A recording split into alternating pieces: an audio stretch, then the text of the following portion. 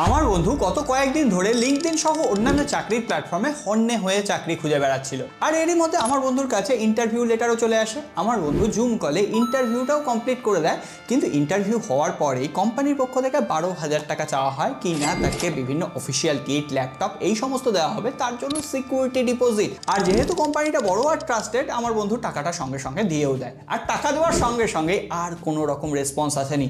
তোমরাও এই ধরনের স্ক্যামের শিকার হতে পারো, তার জন্য পুরো গল্পটা শোনো। আর হ্যাঁ, এই ভিডিওটা এখনই পরিচিত সবার সাথে শেয়ার করে দাও, যাতে তারা অন্তত এই ধরনের স্ক্যামের ফাঁদে না পড়ে।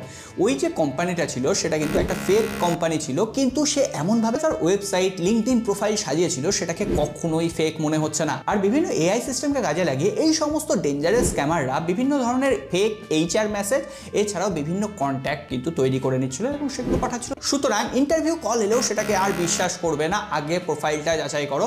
এমনকি তুমি এআইকে ব্যবহার করো যে ওই প্রোফাইলটা বা ওই ওয়েবসাইটটা আদৌ অরিজিনাল কিনা সেটা দেখার জন্য। তারপরে সিদ্ধান্ত নাও যে টাকা দেবে না দেবে না, কিন্তু সাবস্ক্রাইবটা করে দিও, এই ধরনের ইনফরমেশন আসতেই থাকবে।